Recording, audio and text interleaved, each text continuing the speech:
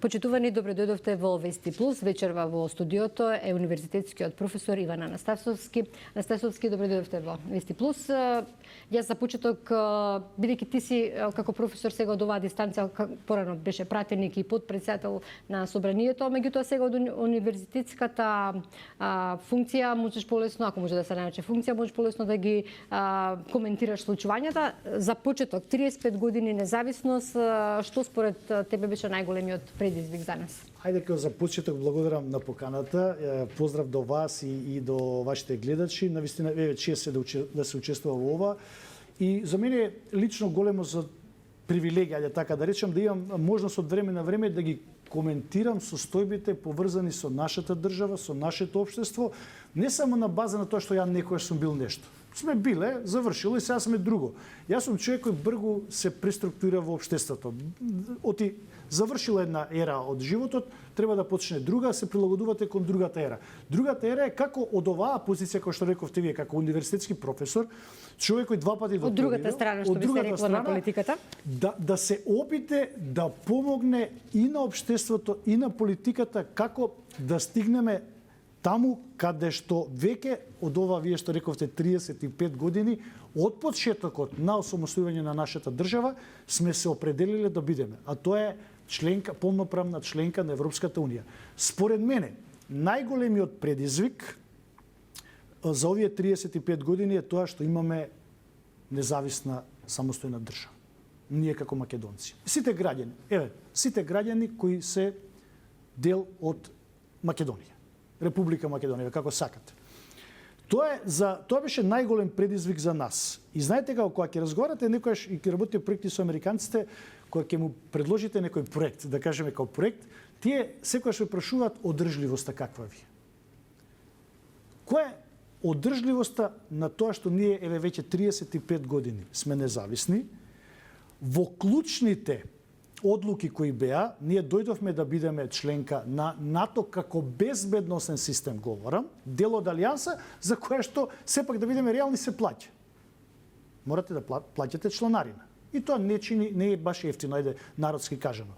И од друга страна, она конечната, големата цел од почетокот, откако веќе станавме независна држава, да бидеме членка на Европска унија.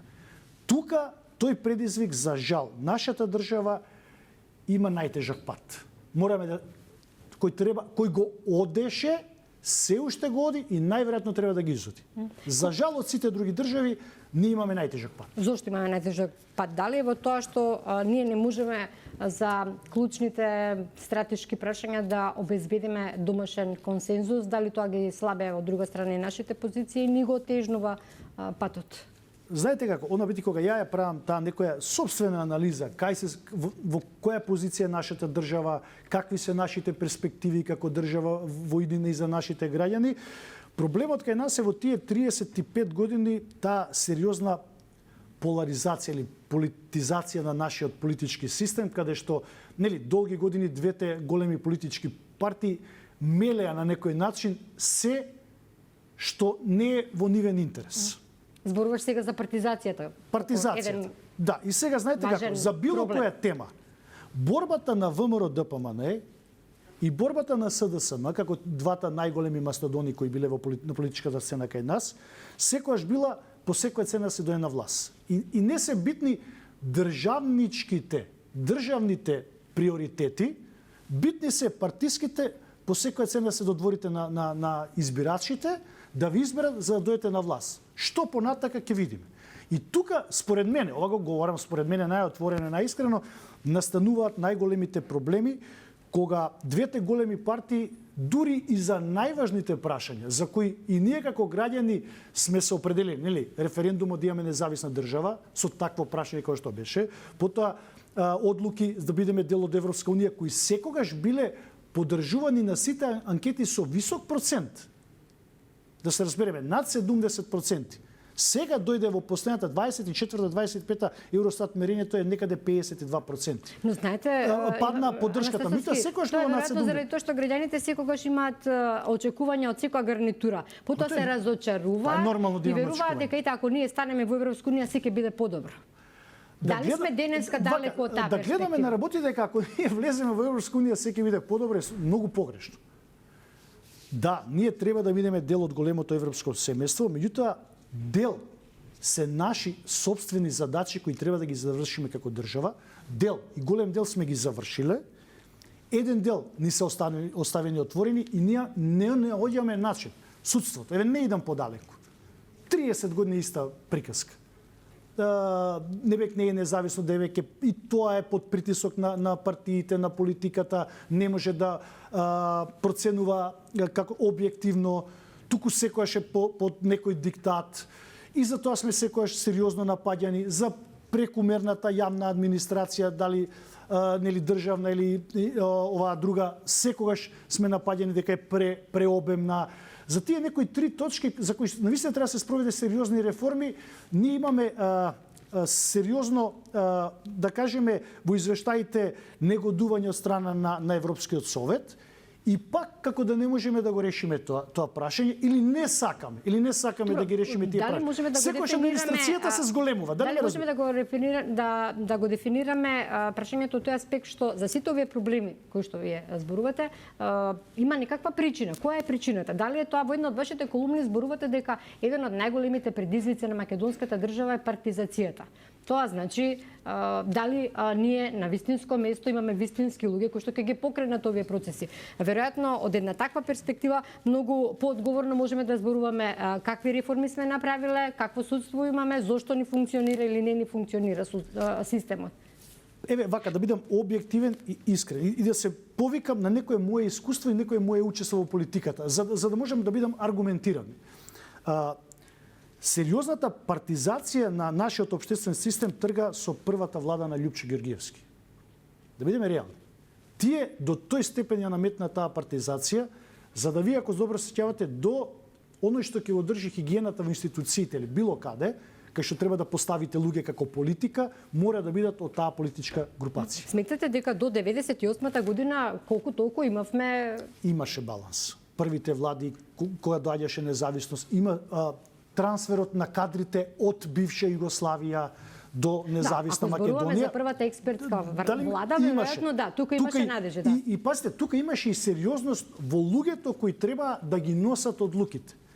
Од тој момент, ова ви го говорам одговорно, дури и со собствени примери, ако сакате.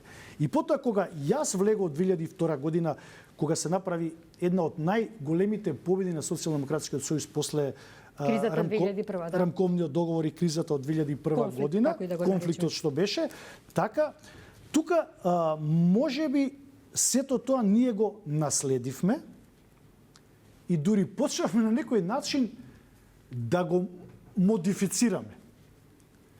Со тоа што уште повеќе, вие први не можете да ги извадите оние кои влегле на работа од претходната политичка гарнитура. А секогаш гледате простор во администрацијата да ставите своји луѓе. И тоа е исто така под наводници партиски во таа иста администрација, со што на некој начин ја обременувате. И јас сум учествувал во одлуки за кои што се срамам денеска. Например, кажете ми еден пример. Кога ќе треба да прифатите човек на одредена професионална позиција, кој нема никакви, она мерит системот што го вика денеска, никакви перформанси и квалитети, а треба да ја обавува таа позиција, не говорам имиња, не сакам да спомнам, треба да ја обавува таа позиција од тие човек кој трчал за партија, лепел плакати, ставал бетонерки, како се вика тоа, бетон во некои населени места, убедувал за партијата и само на база на тие перформанси, на тие аргументи, вие го поставувате на сериозни позиции. И верувајте, тие луѓе не можат да донесат сериозна одлука, ниту за институцијата, ниту за државата, се додека партијата тоа не му го аминува.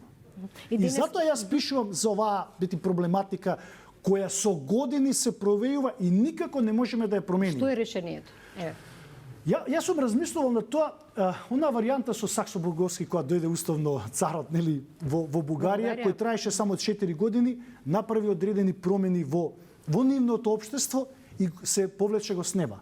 Може би една таква варијанта на доаѓање на луѓе кои се од професионалниот сектор, кои не размислуваат во боксот на партиите. Чиниш дека во моментов тоа е реалност во Македонија. Во моментот не е реалност, Нашиот систем сега зборуваме за тоа како таквите струи, како се гласа во Македонија. Тоа, поради начинот на гласање, таквите струи многу тешко можат да ја земат позицијата за да одлучуваат. Оти клиентелизмот при гласањето кај нас во Македонија е многу сериозен. И се додека него надминеме клиентелизмот. Меѓутоа, гледате каде носи тој клиентелизам. Денес имате многу сериозна, силна власт и многу различна опозиција.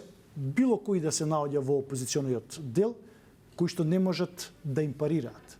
И тоа веќе таа разлика станува многу сериозна.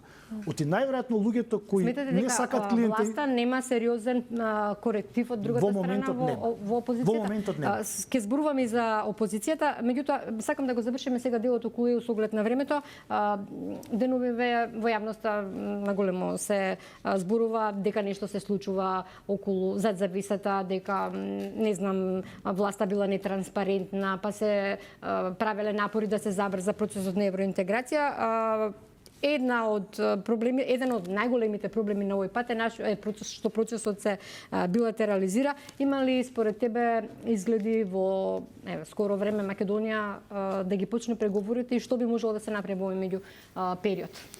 Јас сум генерално многу голем приврзаник на нашиот европски пат. Меѓутоа, како поединец кој бил во политиката и работи во општествените структури, полека тој оптимизам ми опаѓа, не знам дали со право или не. Зошто тоа го говорам? Ја дури бев сериозен песимиста и 2009 кога лично имав можност на самитот во Букуреш дека ништо нема да се случи и тоа се испостави како такво, не дека јас сум баба Ванџели предвидувам одредени состојби, туку во еден разговор со тој државнички врв ја реков вие ќе колабирате таму. Не буквално здравствено, туку ќе колабирате од аспект дека ништо нема да се случи и Македонија ќе доживее неуспех. И за жал... Зошто сметаше така сега од оваа перспектива? И се сеќавате тоа време и самиот председател Буш најави. Најави, да. И не се случи. Оти позицијата на грците и позицијата на Европска унија визави положбата на грците беше сосема поинаква во тој временски период согласно позициите на нашата држава. И тогаш се уште го може да го користат проблемот со и проблем. Тоа не е проблем. Она негирањето на нашето име од страна на Република Грција како аргумент за да не исфрлат од игра. И така останавме и тогаш надвор.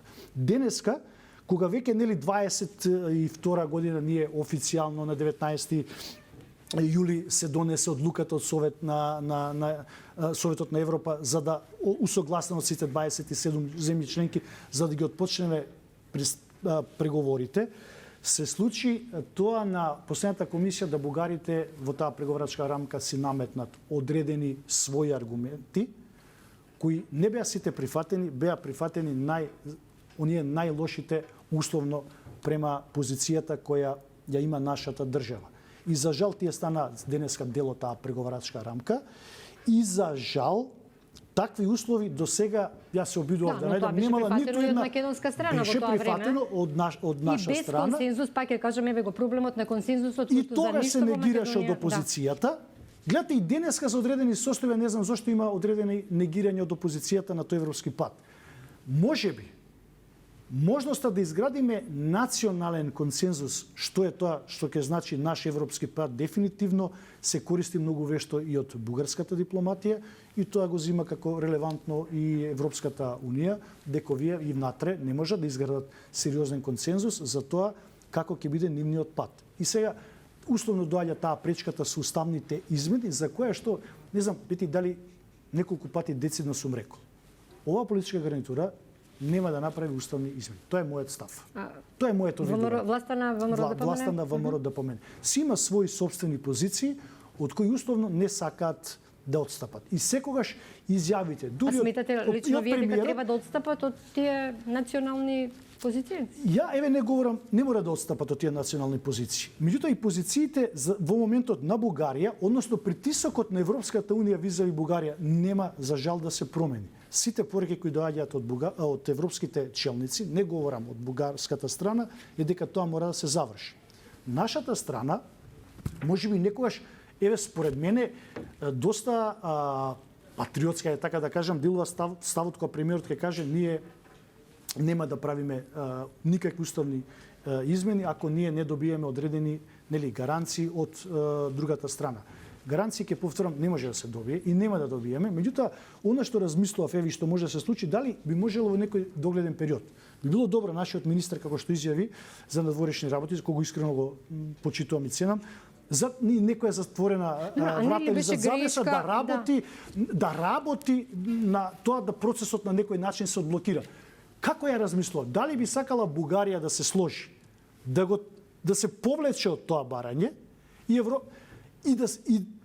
да сака тоа да го направи. Пак одлуката треба да помине едногласно во Советот на Европа. Дел од познавачите била дека проблеми тоа што со договорот не било прифатено, дека и тука нема да имаме поддршка околу европскиот пат, бидејќи со промената на името ние практично влековме само во НАТО, но не и во ЕУ, се поставува прашањето и мислам ја и тоа би му го поставил и на ајде да кажеме на министерот за надворешни работи, тие прогресивни сили кои размислуваат малку поинаку од некои конзервативни сили во државата.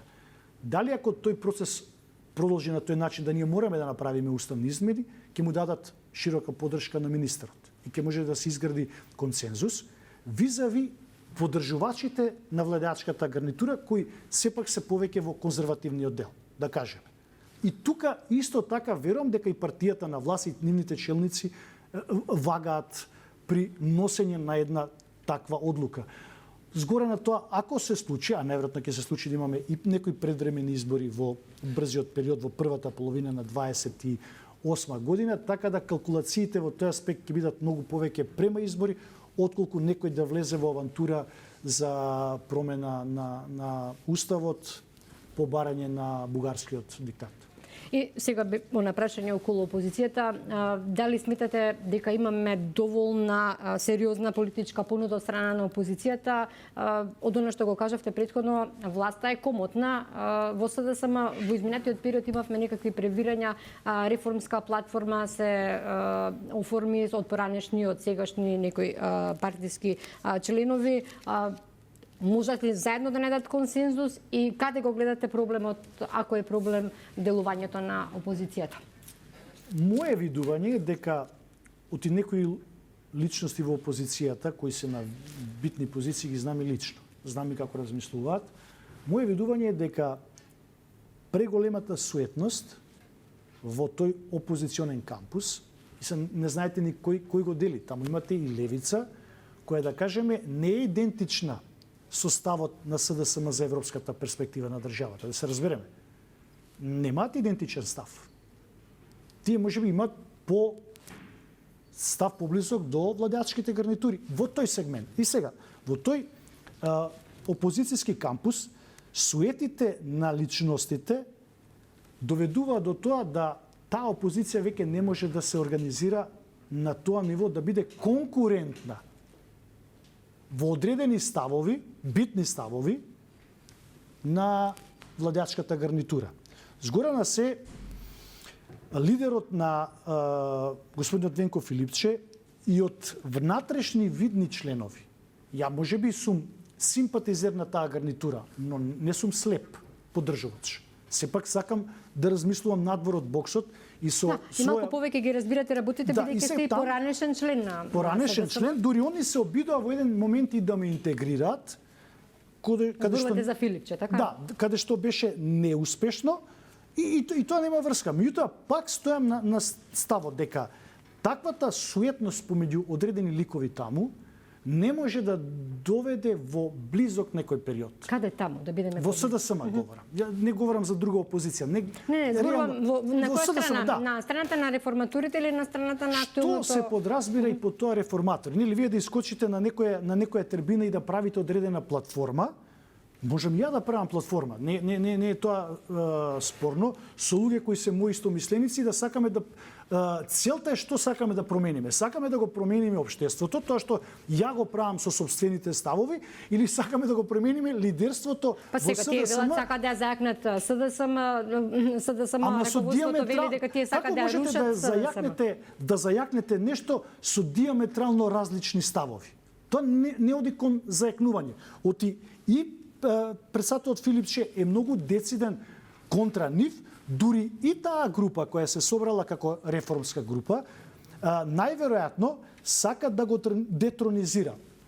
Ако не прават одредена политичка групација, како што и самите најавуваат, единствена опција за тоа е уште еден. После серијата на катастрофални порази, да се разбереме, за СДСМ. Не знам дали им се бендисува терминот која ќе речам катастрофални. Меѓутоа, Велат тоа дека се консолидираат, дека им расте поддршката. Да, но она што ја го пратам и кај нив и познам многу членови кои им се членови, ајде да кажам, натре многу истакнати. Не ги знаеме во јавноста, тие не се присутни во јавноста, меѓутоа многу работеле со години таа партија да победувала и да се движела напред, им се откажуваат јавно. Не знам дали самиот врв на партија си го следи тој процес. Од им се откажува. Дали тие членови како разочарени ќе се приклучуваат на некоја група, за тоа ми е поентата за реформи, реформите тие може да ги направат само ако доживеат СДСМ уште еден сериозен пораз, па да кажат да, чекајте, дефинитивно со ова раководство ние не можеме или да седнат заедно и да се договорат по кој правец да можат, ако до тој степен не се единат во ставовите, да не може да се залепат на никој начин. Иван Анастасовски, ви благодарам. Вести Плюс вечерва со професорот, универзитетскиот професор Анастасовски. Почитување, останете со Канал 5. Пријатно.